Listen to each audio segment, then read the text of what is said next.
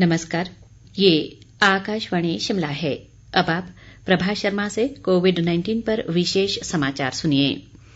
Covid मरीजों की संख्या फिर से बढ़ रही है, इसलिए श्रोताओं से अपील है कि कोई भी कोताही न बरतें, सुरक्षा उपायों का पालन करें और 45 वर्ष से ऊपर के सभी लोग बेहिचक टीका लगवाएं।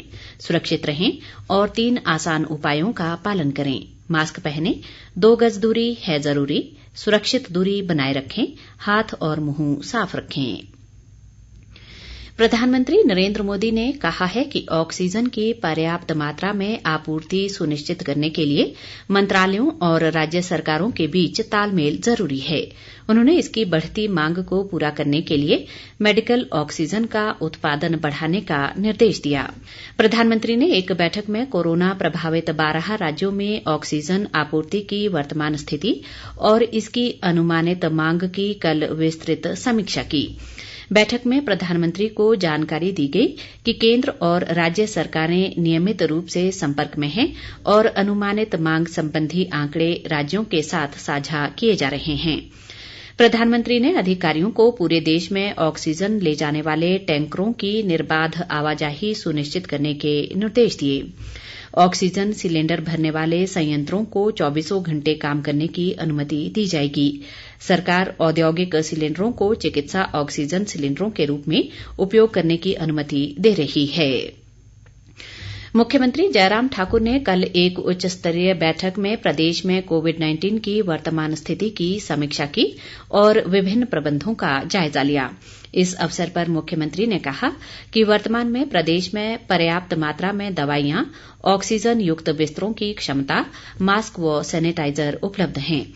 उन्होंने स्वास्थ्य विभाग को अस्पतालों में ऑक्सीजन युक्त बिस्तरों की क्षमता बढ़ाने के निर्देश भी दिए।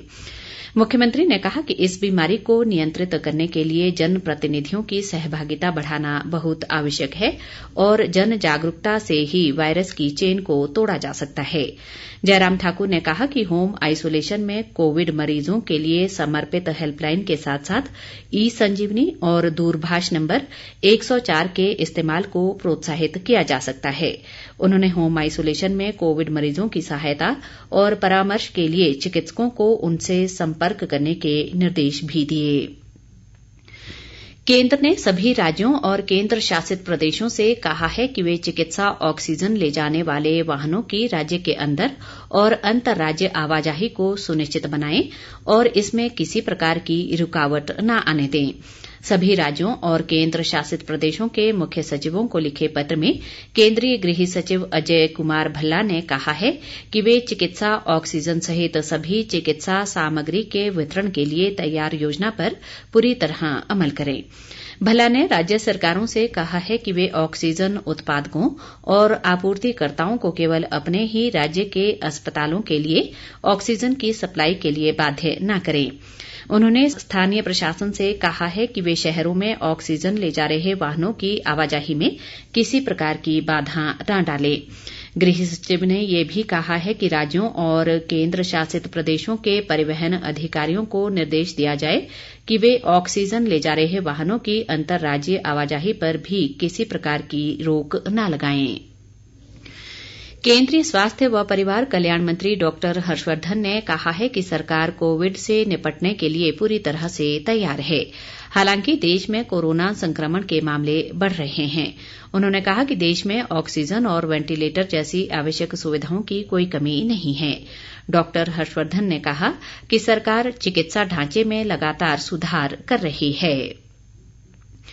देश में कोविड-19 से स्वस्थ होने की दर गिरकर 87.23% हो गई है।